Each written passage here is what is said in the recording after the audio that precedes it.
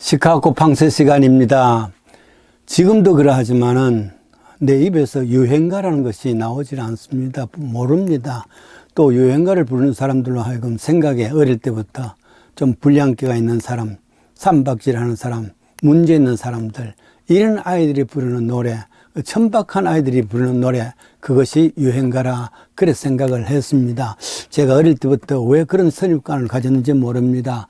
유행가라 하는 것은 옛날부터 좀 특정한 시대에 특정한 인기를 가졌던 대중이 부르는 노래, 그게 뭐 잘못된 것이 하나도 없는데 어떻게 그것을 거부해 왔는지 모릅니다.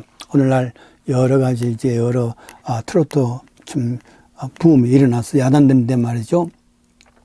그 가운데서도 그래도 유행가 하나를 말하라 그러면은 아는 것이 하나 있습니다. 찔레꽃이라는 그런 노래입니다. 아시죠? 그것은 1절 가사는 제가 외울 수도 있습니다. 제가 태어났던 1940년대에 이 유행가가 이루어졌고 그리고 백나나라는 여자가 이것을 불렀었지요. 고향을 떠난 사람들이 고향을 생각하면서 불렀던 노래입니다. 그래서 나에게도 많은 감동이 되는 겁니다. 고향을 떠나서 미국까지 와 있으니까 말이죠. 찔레꽃 피는 남쪽 나라 내 고향, 언덕 위에 초가집 그립습니다. 자주 구름 입에 물고 눈물 흘리며 이별가를 불러주던 생각나는 그 사람. 이런 1절입니다만은 이 가사가, 이 노래가 사실은 1940년대에 만들어졌지만은 유행된 곳은 북간도라 합니다. 여러분 북간도 아시죠? 남쪽의 사람들이, 한국의 조선의 사람들이 살 길이 없어서 다 잘 살러 가자 하고 모인 곳이 만주 북간도죠. 뿐만 아니라 그곳에는 독립군들이 거기서 참 고군분투하며 살아갔던 그 장소, 그 북간도입니다. 그곳에서 유행됐던 그런 노래라 그럽니다.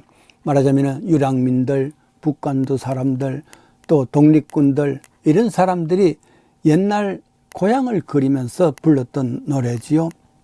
아마 생각해 보시면 이해가 될 줄 압니다. 일본과 싸우던 독립군들이 장충을 메고 그리고 밤새도록 이제 보초를 서면서 생각나는 노래, 찔레꽃 피는 남쪽 나라 내 고향, 찔레꽃 붉게 피는 남쪽 나라 내 고향, 언덕 위에 초가집이 그립습니다.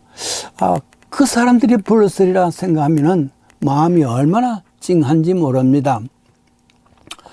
1990년대 저는 그 북간도를 갔다 왔습니다. 그곳에서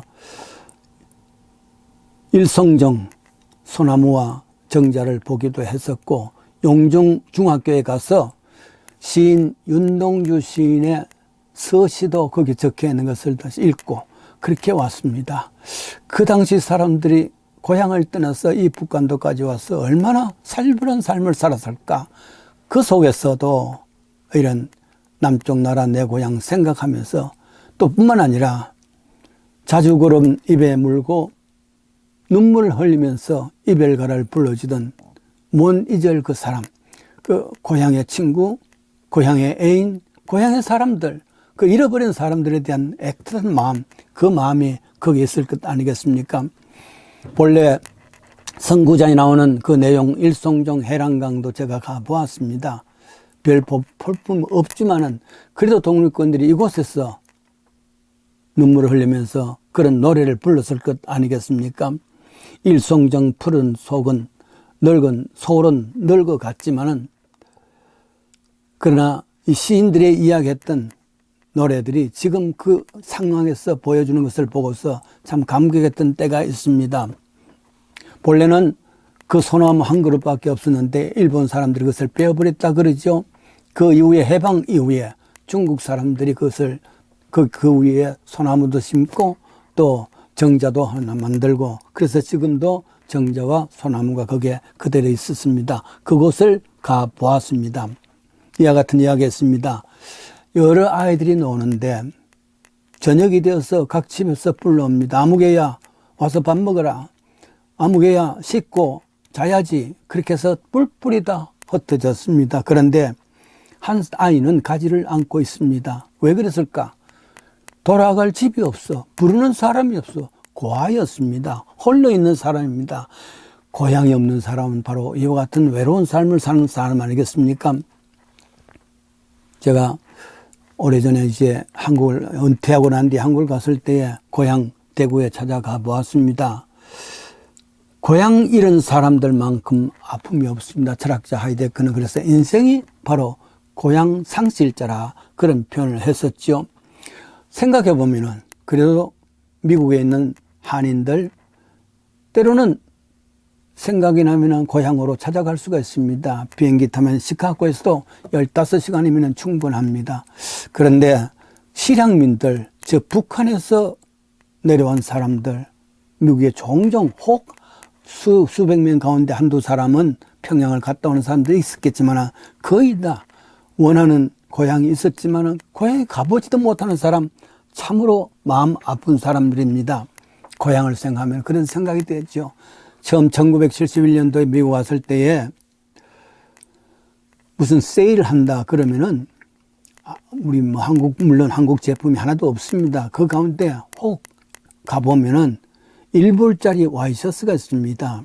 그 와이셔츠 대우에서 나오는 이 1불짜리 와이셔츠를 위해서 얼마나 많은 공들이 한국 사람들 여공들이 얼마나 밤을 새워가면서 이렇게 만들었을까 생각하면 마음이 찡합니다. 그럼에도 불구하고 대우 한국 거라 하는 것에 대해서 마음에 푸근한 마음, 감사한 마음이죠. 그러나 사실은 마음에 아픕니다. 그러나 요즘은 그렇지 않습니다. 데파트에 가면은 곳곳마다 삼성, 금성, 산더미같이 있고 또 지나가면은 거리에는 삼성, 현대 자동차가 수북이 깔려 있습니다. 얼마나 뿌듯한지 모릅니다. 가난하고 어려웠던 옛날 고향을 생각하고 지금 생각하니까 훨씬 낫죠. 히브리서 11장 16절입니다. 저희가 이제는 더 나은 본향을 향해서 더 나은 본향을 사모하는 곳 하늘에 있는 것이라 하나님이 저희를 위해서 예비해 주셨다. 그래요. 인생은 고향 잃은 존재입니다. 참 고향은 돌아갈 고향입니다. 고향은 뒤돌아보는 고향이 아니라 참 고향은 앞에 있는 고향입니다. 그 고향이 하늘나라 고향이라 그랬습니다. 영원한 고향입니다. 그랬습니다. 처음 미국 갔을 때 보이는 것은 하늘밖에 없습니다. 그 하늘은 한국과 꼭 같았죠. 그러면서 부르는 아이들과 함께 부르는 꽃 노래도 있었습니다. 그렇게 참 살아왔는데 이제는 그래도 언제든지 원하면 갈 수 있는 고향이 있다는 것 생각하면서 무엇보다도 영원한 하늘의 고향 잊지 마시고 그 고향을 향하는 소망을 가지고 비록 지난 세월 동안 고향 잃은 삶을 살았다 할지라도 먼 미래 하늘나라 고향을 향해서 용기 있게 영원한 참 삶을 살기를 원합니다. 자, 우리의 시민권은 오직 하늘에 있나니 고향 하늘에 있는 것을 확인하면서 사도 바울이 약속한 말씀입니다.